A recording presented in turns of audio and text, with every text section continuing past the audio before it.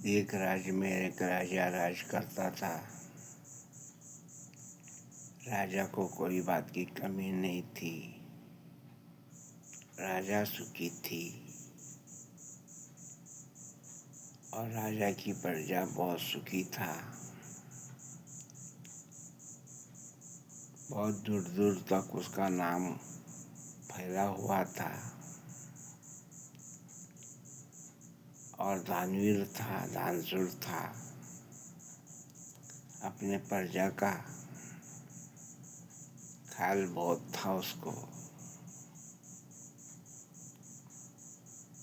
पूरी सारी प्रजा जी जान से राजा को मान सम्मान देती थी, मगर एक बात की कमी जरूर थी। राजा को बिल्कुल संतान नहीं थी। संतान ना होने के कारण राजा हमेशा दुखी रहता था। एक दिन अपने मकबल के पलंग पर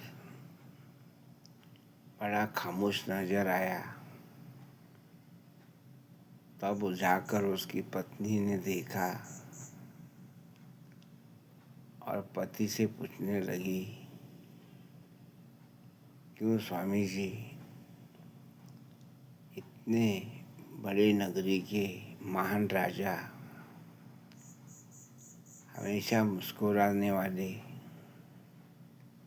आज क्या हुआ तुम्हें? खामोश नजर आते हो। तो राजा रोने लगा। पत्नी के सामने कहने लगा, मेरे राज में कुछ कम नहीं।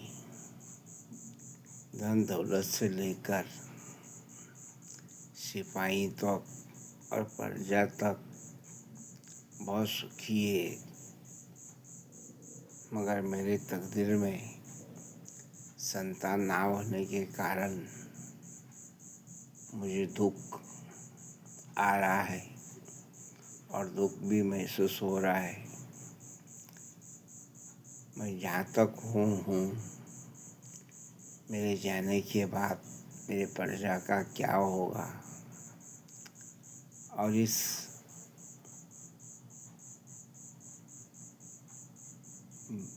भरी राज दरबार में मेरा वारिस कौन होगा? यही चिंता मुझे खा रही है। इतना कहते ही पत्नी ने कहा, स्वामी जी, सुना है हमारी नगरी में बहुत तेजस्वी और महात्मिक सन्यासी आया है। क्यों ना उसके पास हम जाए और उनसे सारी हकीकत कहकर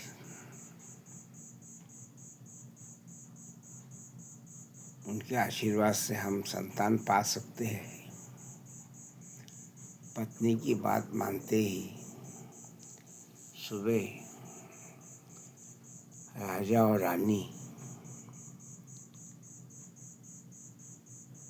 बहुत खुशी से उस सन्यासी महात्मा के पास पहुंच गए। सन्यासी महात्मा के पास पहुंचते ही सन्यासी महात्मा ने देखा और कहने लगा, राजन, आपके आंसू पोंछ लो, आपका दुख मैं सारा जानता हूँ, फिक्र मत करो। आपको एक बेटा होगा, उसका नाम राजा इंद्रसेन रखना, मगर एक बात का ख्याल जरूर रखना,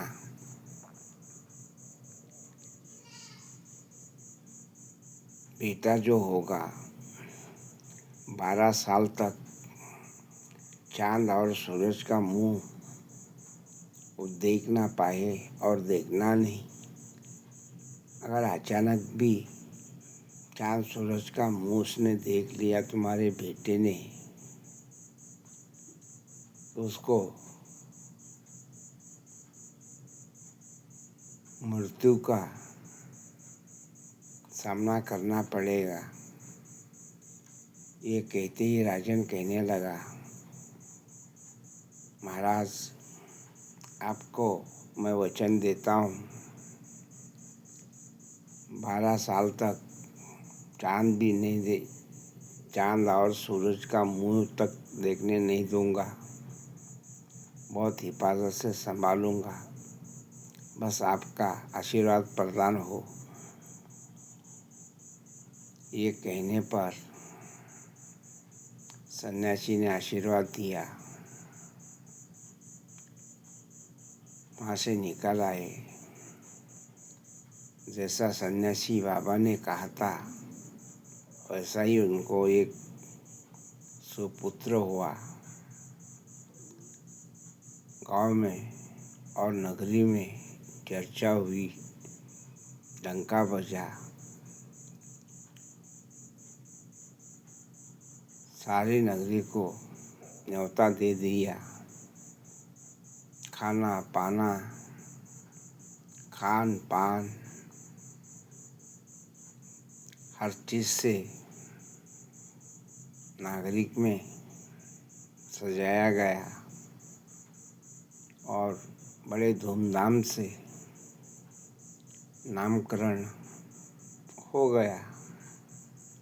उसका नाम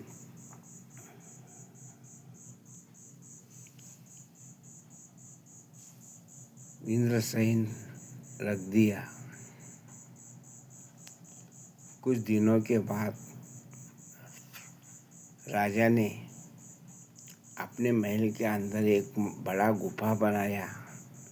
उस गुफा के अंदर ही 12 साल तक वो बेटा पलने लगा। ऊपर आने का नाम ही नहीं। जब 12 साल पूरे होने को आए, केवल 2 दिन बचे थे, तो अचानक बेटा जिद करने लगा, मैं चांद और सूरज को देखना चाहता हूँ। इस भयानक गुफा में रहना नहीं चाहता हूँ। मैं बाहर निकलना चाहता हूँ। तो माँ मना करने लगी, माँ समझाने लगी। तो माँ की बात ना मानते हुए उसने साफ साफ कहा, अगर माँ मुझे बाहर जाने की इजाज़त ना दी तो मैं प्राण त्याग दूंगा। ये बात सारे नगरी में फैली गई और जब नगरी में फैली बात तो राजा तक पहुंची। राजा राज दरबार में न्याय कर रहे थे। तो राजा बड़ा घबरा गया और भागते ही उसने अपने सुपुत्र के पास आया और उसे उठाया, गले लगाया। तो राजगुरु था। राजगुरु ने उपदेश दिया, 12 साल का तपस्या तो पूरा हो चुका है, केवल 2 दिन बाकी है, कुछ नहीं होगा, फिक्र मत करो राजन। ये कहकर राजगुरु ने कुछ मंत्र तंत्र पढ़ाया और अपने शिष्य सुकुमार राजपुत्र को मंत्र पढ़ाने लगा, तलवार चलाना सिखाने लगा। ऐसा करते करते कुछ दिनों में वो बड़ा हुआ। बड़ा होने के बाद अचानक आकाश से यानी आसमान से एक फरिश्ता और एक परी आ गए और इंद्रसेन को अपने मकबल के बिस्तर पे सोए हुए को उठाकर आकाश में ले गए। वहाँ आकाश में एक मधुमाला नामक कन्या थी, बहुत खूबसूरत और सुंदर थी। उसके बिस्तर पे जाकर उन दोनों ने लिटा दिया और वहाँ से अदृश्य होकर निकल गए। जब मधुमाला जाग पड़ी तो कहने लगी, कौन हो तुम, साफ साफ कहो, राक्षस हो या देवता हो, मेरे बिस्तर पे आके क्यों लेटे हो? तुम्हें दूसरा कोई नहीं मिला? ये कहने पर उस राजन इंद्रसेन ने कहा, देवी, मैं कोई राक्षस नहीं,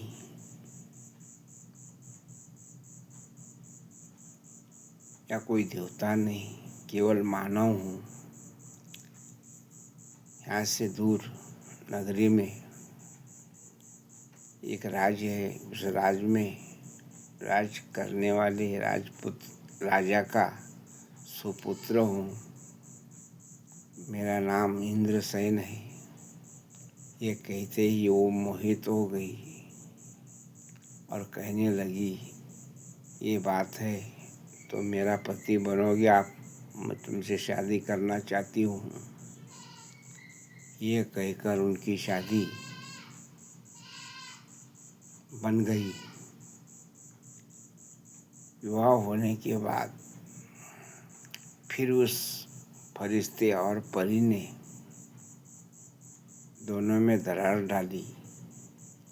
बिस्तर पे सोते सोते ही राजा इंद्रसेन को नींद में उठाकर उसके गांव लेकर और उसके घर में जाकर उसके बिस्तर पे लिटा दिया। इधर मधुमाला परेशान हुई, उधर इंद्रसेन राजा भी परेशान हुआ। मधुमाला मधुमाला कहकर चिल्लाने लगा। काफ़ी देर के बाद वहाँ पे उसका सिपाही आया। कौन है मधुमाला मधुमाला, कहीं सपना तो नहीं देख रहे राजन? ये कहने के बाद राजन जागा और इधर उधर देखने लगा। अपना घर नजर आया उसको और सारी हकीकत अपने सिपाही के सामने कहने लगा।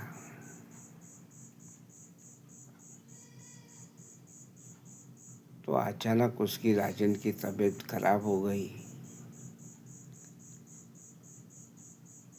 डॉक्टर हुए, हकीम हुए, उपचार जारी रहा, मगर कुछ फर्क नहीं पड़ा। प्राण जाने के कगार में रहा। तो राजगुरु आए, बड़े बड़े वैद आए, हकीम आए, मगर इलाज नहीं बचा था, उपाय नहीं हुआ। तो राजगुरु कहने लगे, इसका एक ही उपाय है, इन तमाम झंझटों से और तमाम मुसीबतों से बचाने वाली केवल मधुमाला ही है। उससे बुलाना चाहिए। इतनी बात सुनते ही राजन फिर उस सन्यासी बाबा के पास पहुँचे और सन्यासी बाबा को अर्जी करी और उनको नम्र विनम्रता से कहने लगे, बाबा, किसी हाल में भी मेरे सुपुत्र इंद्रसेन को बचा लो। तो उसने भी वही कहा, सन्यासी ने, मेरे बस की बात नहीं, ये मधुमाला ही बचा सकती है। मगर मधुमाला को यहाँ लाने का प्रयास मैं करता हूँ। ये कहकर सन्यासी ने अपनी आंतरिक दिव्य शक्ति को जगाया और उस अजनबी इंसान और परी को बुलाया। क्यों निर्दोष राजन का जान खाने पड़े हो? जाओ मधुमाला को उठा के लेके आओ। इतनी बात कहते ही उनको पता था सन्यासी बाबा उनसे बहुत भारी पूजा हुआ है। सन्यासी के बाबा की बात मानते ही वो अजनबी फरिश्ता और परी दोनों मधुमाला के यहाँ गए और मधुमाला को उठाकर नींद में से उठाकर यहाँ पे ले आए। यहाँ आते ही मधुमाला को जाग आई, नींद से जागी और देखी तो इंद्रसेन बिस्तर पे लेटा है। कहने लगी, स्वामी जी मुझे छोड़कर यहाँ आए हो। शादी वहाँ हुई, शादी को 1 ना 2 दिन हुआ था, आप वहाँ से यहाँ कैसे आए? उठो राजन, मेरे स्वामी, मेरे प्राणदायक। ये कहकर उसने अपने हाथ उसके मुंह के ऊपर से फेरे और कुछ प्रार्थना करने लगी। इतना